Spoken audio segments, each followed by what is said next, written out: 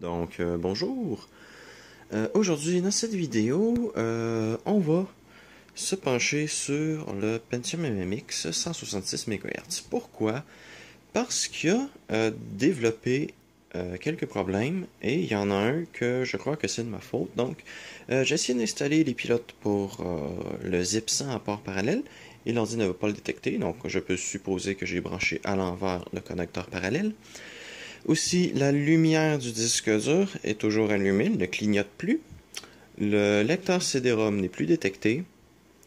Et le lecteur de disquette 360 kilo-octets a un problème, mais le lecteur CD-ROM, si je crois que c'est moi. Oui, voilà, il n'est pas branché.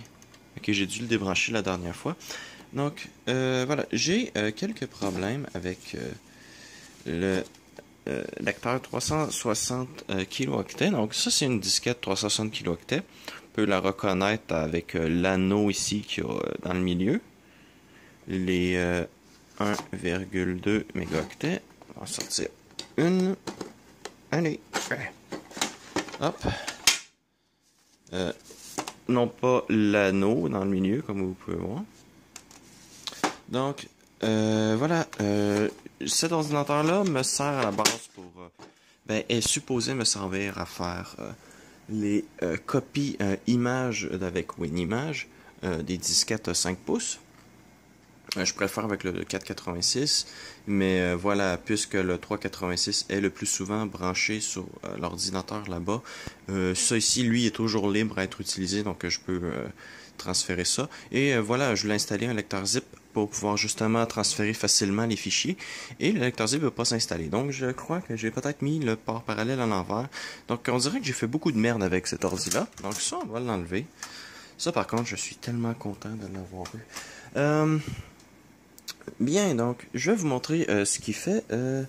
Donc, hop, on prend la disquette, hop, je ferme le lecteur, je vais démarrer WinImage, hop, et si j'essaie de lire la disquette,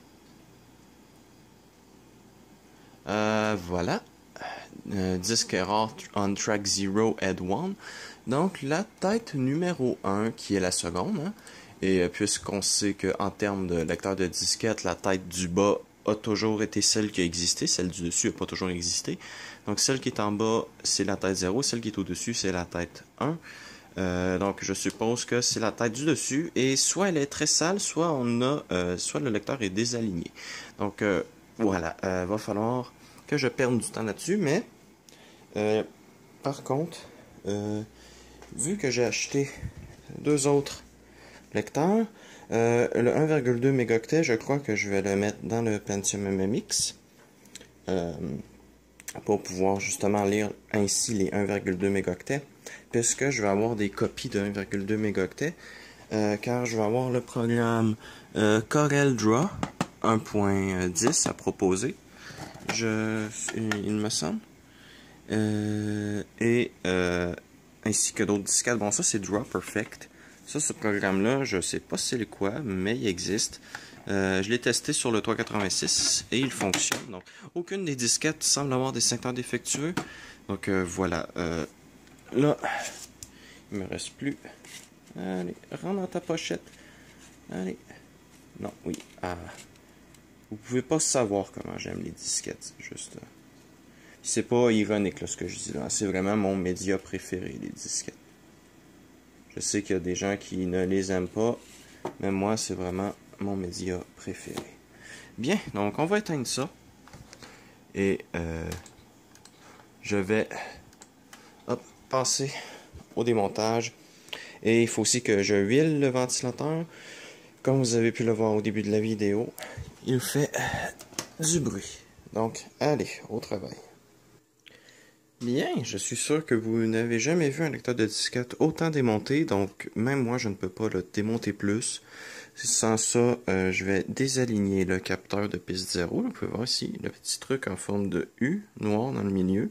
Ça c'est pour dire où est la piste 0, donc ça je peux pas le retirer.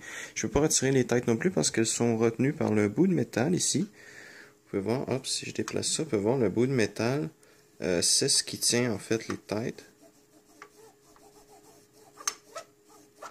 J'adore ce mécanisme, d'ailleurs, en passant. Donc voilà. C'est ce qui tient l'état. Donc je peux pas le retirer sans retirer le moteur, ce serait trop chiant. Donc voilà. Je laisse comme ça. Donc ça ici, hop, c'est la tige qui permet de garder les têtes dans les airs tant qu'il n'y a pas une disquette d'insérer. Et ça ici, c'est le machin qui permet de laisser descendre les têtes. Donc là, il faut que je le nettoie parce qu'il était plein de poussière. Donc je le nettoie. Et je reprendrai quand tout ça se sera nettoyé. Je vais le rebrancher aussi. Hein, donc voilà, pour tester. Et on va voir si WinImage me laisse enfin l'utiliser. Bien, donc l'ordi est redémarré. On peut voir que la lumière a arrêté d'être allumée. OK. Voilà. Donc on va aller dans WinImage. Et OK. On appuie. Ah, bah voilà. C'était rien qu'un petit nettoyage à l'alcool à friction ne pouvait réparer. Bien. Donc, je vais essayer maintenant de faire fonctionner le lecteur zip en port parallèle. Et on va voir ce que ça donne. Bien, donc j'ai utilisé un autre logiciel d'installation pour les trucs d'Omega, hein, soit celui que j'avais déjà en ma possession. Et hop, voilà. Et voilà, donc j'ai accès au disque. C'est pas magnifique, donc je vais maintenant pouvoir transférer des choses. Donc, allez, arrêtez, arrêtez. On va changer le lecteur de disquette. Et on devrait être correct après ça. Bien, donc je crois que j'ai pas mal terminé tout ce que j'avais à faire. Donc, la disquette zip est insérée. On va aller dans le panneau de travail. Ben, le poste de travail, pardon.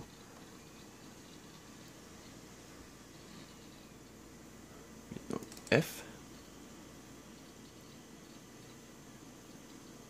Voilà. Ça, c'est bien. Il y a des jeux pour Windows 95 aussi, je crois, là-dedans. Faudrait que je les essaie.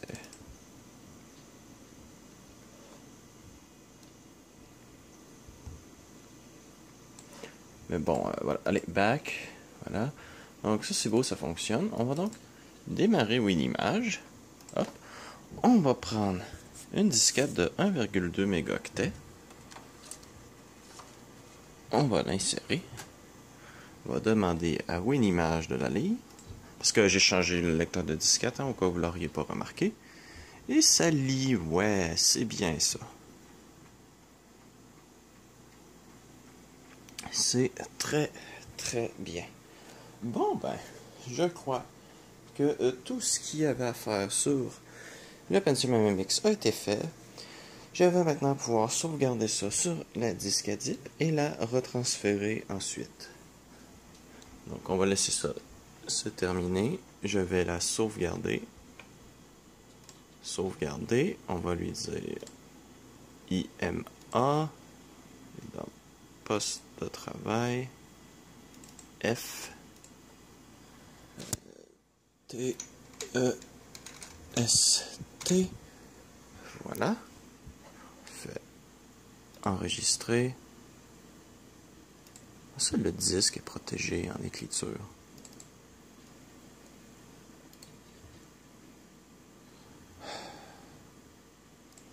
Je vais en mettre une autre alors. Hop. Hop, je crois que je vais aussi reprendre l'autre disquette parce qu'il y a quand même les utilitaires dedans.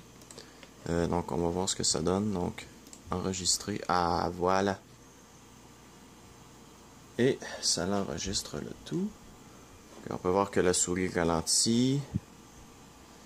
Je vais peut-être... Ah, c'est déjà terminé. Bien. Voilà. On va faire éjecter. Et voilà. Bien. Donc, mon projet est maintenant terminé. Donc, voilà. Merci d'avoir écouté cette petite vidéo sur les modifications que j'avais à faire sur le Pentium MMX. Et à la prochaine.